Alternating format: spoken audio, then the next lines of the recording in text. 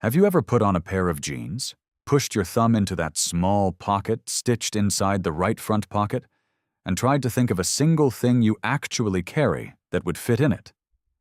It is too small for a phone, too small for a wallet, too shallow for keys without them falling out the moment you sit down. It fits exactly 2 or 3 coins if you press them in carefully, and retrieving them requires a degree of finger precision that makes the whole exercise slower than simply reaching into the larger pocket beside it. You have owned dozens of pairs of jeans across your life, and in all that time, the 5th pocket has held almost nothing of any practical use.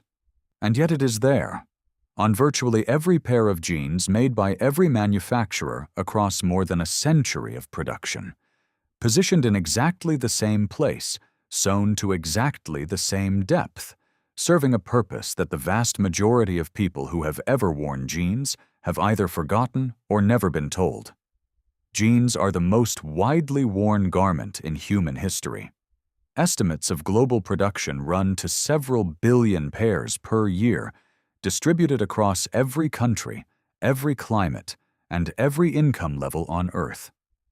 The design has been iterated and refined across 150 years of manufacturing, and almost every original detail has been reconsidered, modified, or abandoned at some point. The rivets have changed. The cut has changed. The fabric weight, the dye process, the rise, the leg taper, all of it has evolved continuously. The small pocket has not moved. But here's the surprising truth. The 5th pocket is not vestigial, not decorative, and not a design oversight that nobody corrected. It was purpose-built for a specific object that almost every working man in America carried in the 1870s, designed to protect that object from damage and loss, and sized with enough precision that the object it was made for would fit snugly inside it without rattling around. The object disappeared from daily use over a century ago. The pocket it required is still there. Today, we are unpacking what the 5th pocket was built for, why the garment it appears on was originally designed for physical labor rather than fashion, and how a detail engineered for a world of pocket watches and mine shafts has outlasted everything that gave it meaning. To understand the 5th pocket, you have to understand the garment it appears on and the world it was made for. Denim work trousers of the kind that became Levi Strauss's signature product in 1873 were not casual wear. They were industrial clothing, designed for men doing physically demanding work in conditions that destroyed ordinary fabric within weeks.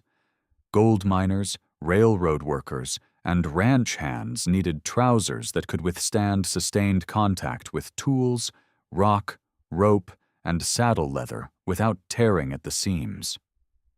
The reinforced copper rivets at stress points, which are the other detail of the original design that has survived intact to the present day, were a direct response to the specific failure mode of earlier work trousers, which tore at the pocket corners and waistband under the lateral forces of heavy manual labor. The men wearing these trousers in the 1870s almost universally carried pocket watches. The wristwatch was not yet a common civilian object. It existed primarily as a military and specialist instrument and would not become widely available or affordable until the early 20th century. For a working man in the American West in the 1870s, knowing the time meant carrying a pocket watch, typically a round-cased mechanical watch on a chain, and the standard location for it was the right-hand front pocket of the trousers. The problem was the pocket. Standard trouser pockets of the period were large, deep, and designed to hold a variety of items. A pocket watch dropped into a standard pocket alongside tools, coins, and other objects was subjected to constant lateral movement and impact that scratched the crystal, damaged the case, and over time disrupted the delicate mechanical movement inside. A watch accurate to within a minute per day could be rendered unreliable within months by the ordinary physical abuse of a working life. For a man whose livelihood depended on being at specific places at specific times, arriving in time to catch a train or return to the mine before a shift change, watch accuracy was not a luxury concern. Think of it like carrying a pair of reading glasses in the same pocket as a set of keys. The glasses work perfectly in isolation. The moment they share a pocket with anything harder than themselves, the lenses are scratched and the frames are bent. The solution is not a bigger pocket, but a dedicated one, sized precisely for the object that needs protecting and positioned so that only that object can be placed in it. The fifth pocket was that solution. Sized to hold a standard pocket watch snugly, positioned inside the right front pocket where the watch could be accessed quickly without fully reaching into the larger pocket, and deep enough that the watch would not work its way out during physical activity. The original Levi Strauss patent application of 1873 refers to it as a watch pocket. The name was unambiguous. The purpose was unambiguous. Every man the garment was made for understood immediately what it was for and used it accordingly.